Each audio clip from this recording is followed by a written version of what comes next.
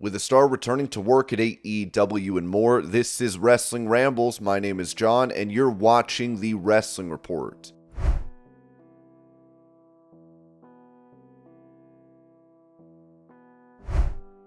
Recalling the beginning of her relationship with Seth Rollins, Becky Lynch told Cosmopolitan UK, "When I first started dating Seth, I had certain reservations about it being public, not being public from the standpoint of in case things didn't work out. I knew fairly early on that he was the one and that there wasn't a more perfect person for me out there. But I was worried about us getting involved in a storyline in WWE and how that would be received. Trying to figure out that balance, it was harder for me than it was for him. I often felt awkward, like I'm in a certain way in our personal life, and then I have to maintain a certain aura and a certain presence in the ring. I did struggle with that." Becky Lynch's concerns became a reality after WrestleMania 35 when she and Rollins became part of a mixed tag storyline alongside Baron Corbin and Lacey Evans. Sure enough, we ended up in a storyline in WWE, and it wasn't the best.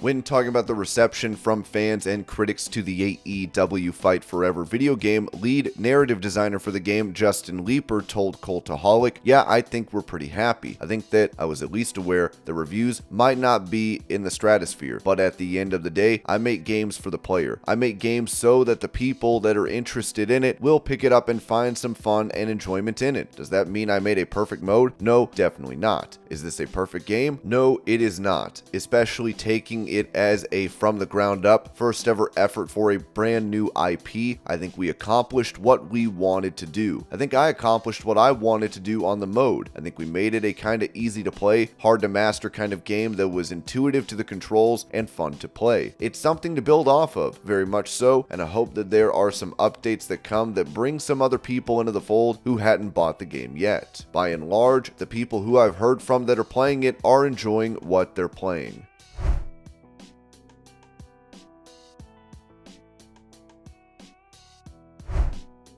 Touching on the rising tensions in the Judgment Day, specifically the seemingly hostile interaction between himself and Finn Balor on Raw, Damian Priest told WWE's The Bump, "That was one of those situations where it was a miscommunication. We hadn't talked to Finn, and we weren't sure if I could actually cash in. But obviously, Dom, myself, and Rhea had discussed it. In the moment, Dom was like, 'You should do it right now.' So he gave me the briefcase, and I thought about it. I was like, you know what? Maybe I shouldn't wait. Maybe I'll do this right now. Unfortunately, Finn came out and I wasn't expecting that. It was just a lack of communication. I have a whole year with this thing if I want to, so I'm good being patient. I guess that's fair. Obviously, it's no secret we were having some arguments and whatnot on screen. The whole world could see us. So yeah, but I have siblings. We argue, but we're still a family. It's okay. I think that's where Finn and I are. We're having some disagreements. I think our focus is a little different and our goals, and they're just kind of stepping on each other. But that doesn't mean that we have a personal issue with each other. We just gotta be better at communicating. That's all. I was simply just standing up. I wanted Finn Balor to beat him. I was out there not to cash in realistically. I was there to make Seth feel the pressure of me cashing in, throw him off his game so that my buddy could beat him for the title. Unfortunately, Finn Balor, again, this is our fault. This was a lack of communication. He thought I was trying to do something else and his eyes drifted away from the prize, and unfortunately, he got beat. But yeah, my intention was never to cash in on Finn. Actually, I wasn't even going to cash in on Seth in that moment. I wanted Finn Balor to win. We're a machine. Ain't no stopping us. I'm not concerned at all. The Judgment Day is not going anywhere. We're good. Like I said, families can have arguments, but they're still a family. Nobody's going anywhere. I am not concerned. Rhea and Dom, I'm not concerned. We're just as good as ever. Just because we have arguments or disagreements doesn't mean we stop ruling the WWE. We still run Monday Night Raw. The Judgment Day will always rise."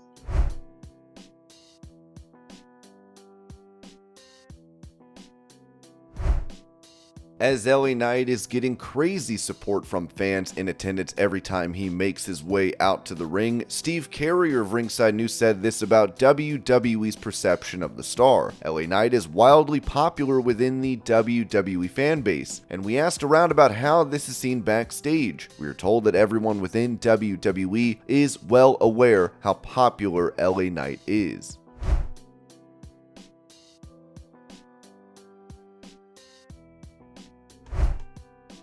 On his OU Didn't Know podcast, WWE Hall of Famer Road Dogg said this about the establishment of the Performance Center and NXT. I think NXT is still to this day going through growing pains. I wouldn't say pains because I think it's exactly by design, but going through growth spurts where, man, they were black and yellow to hardcore indie, almost like a Progress or Evolve or whatever with a huge budget. There was really a core audience for that. It was like a third brand for a minute. Now they're thinking more like, okay, we should probably get back to it being developmental. They went really hard back on that. Now I think they're trying to find a balance. Went too far this way, went too far this way. How can we make the best of both worlds here while still developing young talent and also have a third brand? A third brand that sells merchandise, that sells television rights. It's still developing itself into exactly what it needs to be.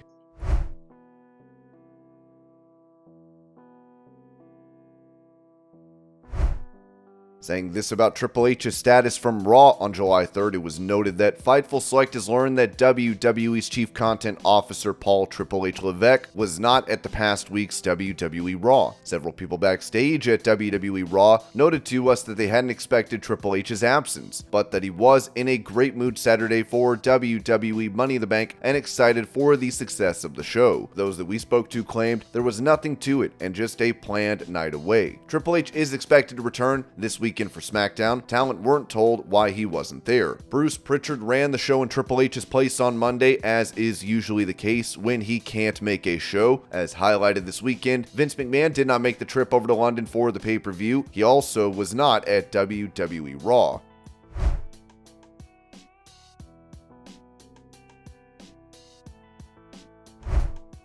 Speaking on the Undisputed podcast about his time on NXT, AEW star Malakai Black noted that, "I remember when I was the quote-unquote like chosen one in NXT and I did not have a lot of friends because everybody wanted to be the chosen one. You know what I mean? I had a lot of people that did not like me because of that, and I was just going like, I'm sorry guys, I didn't do anything on purpose, but it was just the way that the industry was at the time and what the quote-unquote machine picked at that time."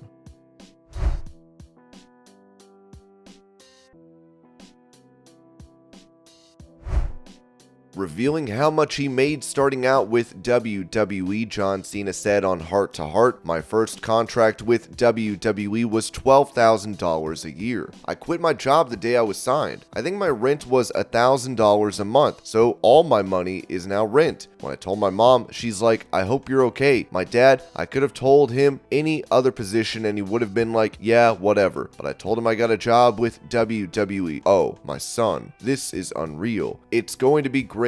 I can't believe it. Still, to this day, he's extremely proud."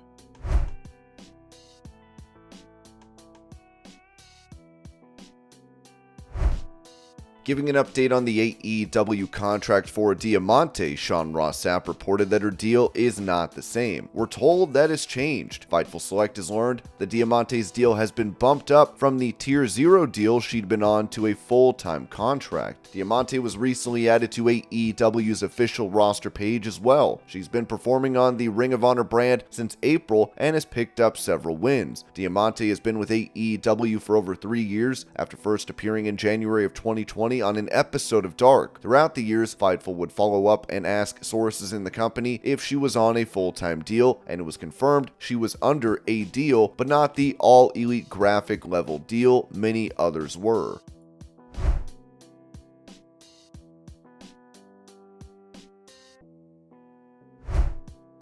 Mentioning the status of Colt Cabana in AEW, it was reported that Fightful Select learned that Colt Cabana was back at work for All Elite Wrestling during the July 5th episode of AEW Dynamite in Edmonton. Cabana was last seen on screen for AEW back in November when he was a surprise Ring of Honor World Title Challenger to Chris Jericho on AEW Dynamite. Since then, he's also appeared on ROH programming, unsuccessfully challenging Samoa Joe to an ROH World TV title shot in April. Ringside News would add that Colt Cabana returned as a producer/coach, though we don't know what match it was that he was helping out with. Cabana has also been largely absent since AEW All Out. When he was mentioned by CM Punk at the post-show press conference, with comments stemming from their longtime friendship and subsequent falling out. Punk is working on the Collision brand.